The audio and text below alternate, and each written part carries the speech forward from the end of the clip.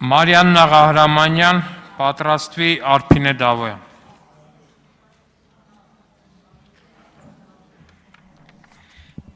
Տիկին Բաղդասարյան, երբ խոսում եք խմբագրությունների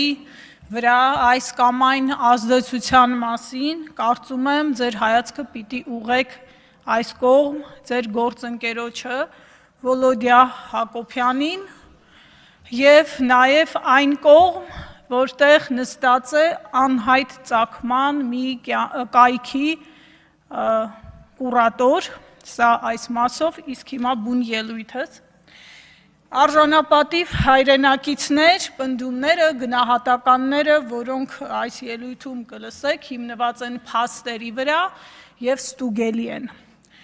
Մինչև բուն ասելիքիս անցնելը ուզում եմ մի քանի դիտարկում անեմ երեք պարոն Եղոյանի ելույթից, որտեղ տարօրինակ գնահատականներ էր հնչեցնում Սփյուռքի մասին ու ինչ-որ հեռախոսահամար էր փնտրում։ Պարոն Եղոյան, Սփյուռքը հայկական ինքնությունն է, լեզուն է, մշակույթն է, այդ ամենը պահպանող ինստիտուցիոնալ կառույցն է, որը համաշխարհային ցանցային կառույց է։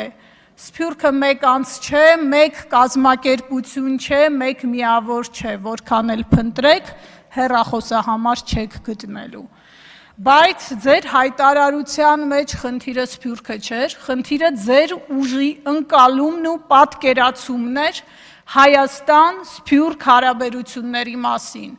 Դուք հեռախոսահամար էիք փնտրում, որովհետև Հայաստան-Սփյուռք հարաբերությունները պատկերացնում եք ուղղահայաց հորիզոնականով։ Կարծում եք, թե Սփյուռքը պիտի կառավարվի մեկ կենտրոնից։ Այդպես չի եղել, այդպես չի լինելու, որքան էլ ջանակ։ Ես հասկանում եմ, թե ինչումն է խնդիրը, Սփյուռքը հիշողության կրողն է, այն հիշողության, որի դեմ պայքարում են Թուրքիան, Ադրբեջանը և քաղաքացիական պայմանագիրը։ Հիմա դպրոցների մասին, այստեղ տիկին Թագուհի Ղազարյանը իմ գործընկերների այն մտահոգություններին, որ սահմանամերձ համայնքներում դպրոցներն են փակվում, փորձեց արձագանքել հետևյալ ձևակերպումն անելով, թե երեխաներին խրամատներ եք տանում։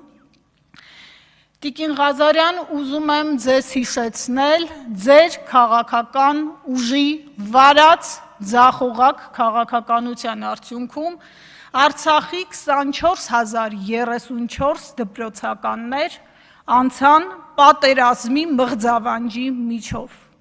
220 դպրոց, 6 մասնագիտական ուսումնական հաստատություն, 5 բուհ, 51 մանկապարտեզ, ձեր քաղաքական ուժի վարած ձախողակ քաղաքականության արդյունքում հանձնվեց թշնամուն Արցախում։ Սա խնդրում եմ չմոռանալ։ Մյուս դիտարկումը մարդու իրավունքների վիճակի մասին։ Հայաստանում այսօր մարդու իրավունքների ճգնաժամ է։ Եվ դրա մասին խոսում են փաստերը, խոսում է այն վիճակը, որում այսօր գտնվում է մեր երկիրը։ Խոսքի ազատության վիճակի մասին առիթ ունեցել եմ նախորդ ելույթում անդրադառնալ, ուստի դրա վրա կանգ չեմ առնի։ Լրագրողներ առանց սահմանների կազմակերպությունը տվել է ցուցանիշը 34-րդ տեղից հետ նահանջ է 50-րդ տեղը։ Freedom House-ը արձանագրել է ինտերնետային ազատության նահանջը 72-րդ տեղից գնահատականը 74-ի է, սա ևս կարևոր ցուցանիշ։ Վիդեմ ինստիտուտը նույնպես արձանագրում է ժողովրդավարական հետընթաց, այս ինստիտուտը զբաղվում է դատական անկախության, ընտրությունների վստահելիության, իրավունքի գերակայության հարցերով, խոսքը լիբերալ ժողովրդավարության ինդեքսի մասին է, 25 թվականի ցուցանիշը 0.37 է եղել, 19 թվականին նույն ինստիտուտը ձեր իշխանությանը տվել էր 0.62 ցուցանիշ, դուք հետևողականորեն իջեցրել եք այդ ցուցանիշը։ Հետաքրքիր է նաև ուսումնասիրել ակադեմիական ազատության ինդեքսը, որը հաշվարկվում է Շվեդիայում ու Գերմանիայում, ըստ որի Հայաստանում վերջին տարիներին անդադար նվազում է համալսարանների ինքնավարությունն ու ազատությունը, տեղի է ունենում կրթական հաստատությունների ակնհայտ քաղաքականացում։ Ես ցավում եմ, որ տիկին Ռուզաննա Երեմյանը, այստեղ եք, ձեր տեղը փոխել էիք, տիկին Ռուզաննա Երեմյան, այստեղ հիշատակեմ ձեզ, որովհետև երբ դուք երեք բավականին էմոցիոնալ ելույթ ունեցաք, ես փորձեցի մի փոքր ուսումնասիրել ձեր կենսագրությունը ու մամուլում բավականին մտահոգիչ տեղեկատվություն գտա, թե ինչպիսին է եղել ձեր դիրքավորումը և ձեր վարքագիծը, երբ զբաղեցրել եք կրթական հաստատության տնօրենի պաշտոնը,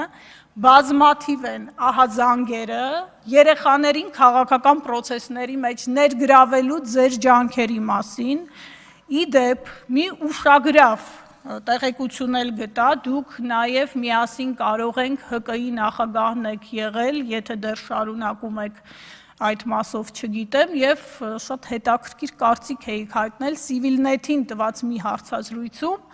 որտեղ ըստ էության անուղղակի խրախուսում եք թմրամիջոցների օգտագործումը ու այդ ամենը անում եք թմրամիջոցների դեմ պայքարի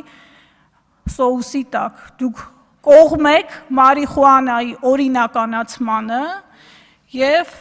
կարծում եք, որ ձեր գործընկեր Ալեն Սիմոնյանը բավականին համարձակ առաջարկություն էր արել, որպես մանկավարժ, հուսով եմ առիթ կունենաք ձեր դիրքորոշումները այս մասով, այս ամբիոնից հստակեցնել, դուք դա փաթեթավորում եք նրանով, թե թմրամիջոց օգտագործողները ավելի հասանելի փոխարինիչ ունենալով զերծ կմնան քիմիական սինթետիկ թմրանյութերից։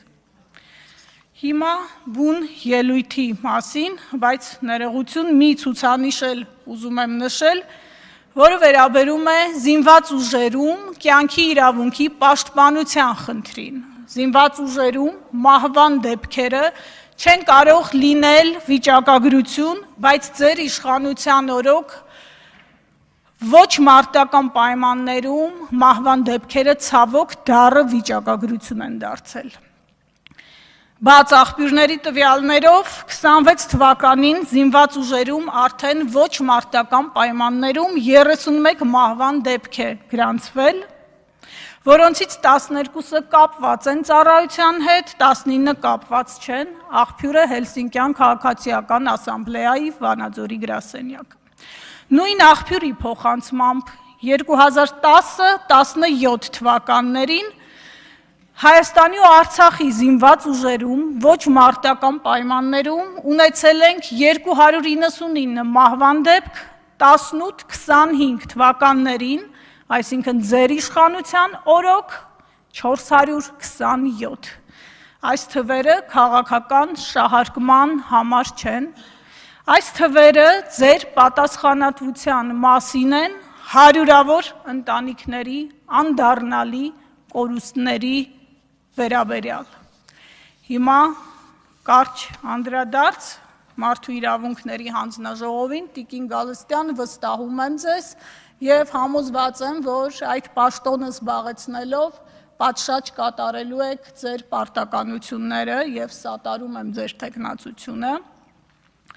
Իսկ այս իշխանությանը ուզում եմ հիշեցնել, որ ժողովրդավարությունը և մարդու իրավունքները խոսքեր չեն, պնդումներ չեն, դրանք փաստեր են, գործողություններ են և արդյունք է։ Երեկ այս ամբիոնից մի վտանգավոր հայտարարություն էլ հնչեց, պարոն Հարությունյան, դուք, որ իբրև թե հանդես եք գալիս, որպես ժողովրդավարության ջատագով ուժի ներկայացուցիչ, սպառնացիք այս ամբիոնից քաղաքական կուսակցություն փակել, առաջին անգամը չէ, որ ձեր իշխանության կողմից նման սպառնալիքներ են հնչում։ Սա է ՔՊ-ի պատկերացրած ժողովրդավարությունը։ Արփի Դավոյան։